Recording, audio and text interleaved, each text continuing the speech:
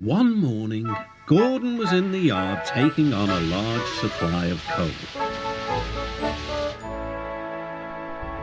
"That's the third load of coal you've had today, Gordon," said James. "Some might say you're being rather greedy." "I'm an important engine," replied Gordon. "Important engines need plenty of coal, but I doubt if you would understand that, James." James snorted and went about his work. Later, Gordon was taking on water from a standpipe because the water tower was under repair.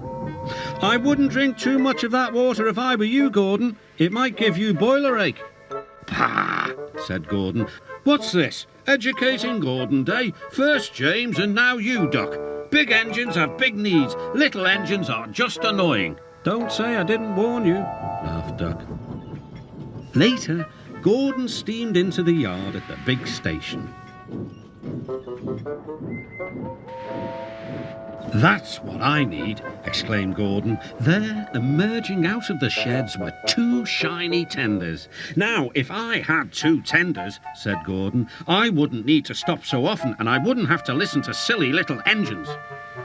"Those tenders belong to a visitor," replied his driver. Diesel sidled up alongside.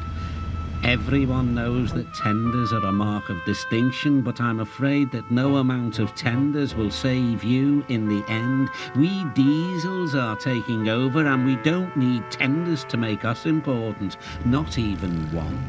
Gordon was most upset. He was feeling just the same the next day. "I'm not happy." "I know," put in Duck brightly. "It's boiler ache." "It's not boiler ache," protested Gordon. "It's—" "Of course it is," interrupted Henry. "That water's bad. Your boiler must be full of sludge. Have a good washout, then you'll feel a different engine." "Don't be vulgar," huffed Gordon. He backed down onto his train, hissing mournfully.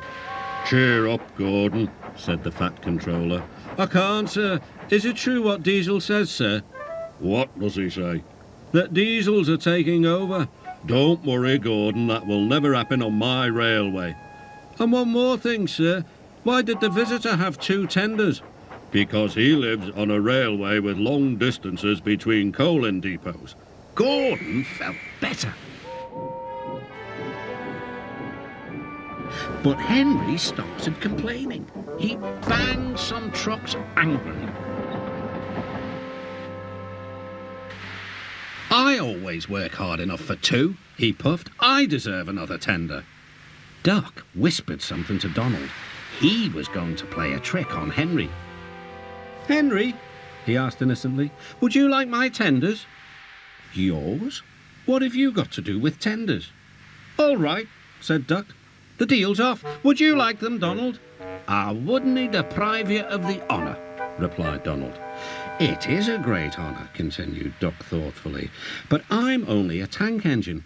Perhaps James might." "I'm sorry I was rude," said Henry hastily. "How many tenders have you, and when could I have them?" I have 6, and you can have them this evening." "6 lovely tenders," chortled Henry. "What a splendid sight I'll be."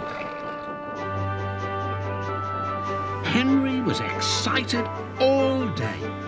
"Do you think it'll be all right?" he asked for the umpteenth time. "Of course," said Duck. "They're all ready now." The other engines waited where they could each get a good view. But Henry wasn't a splendid sight at all.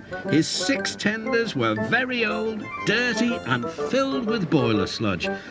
"Had a good washout, Henry?" called a voice. "That's right. You'll feel a different engine now."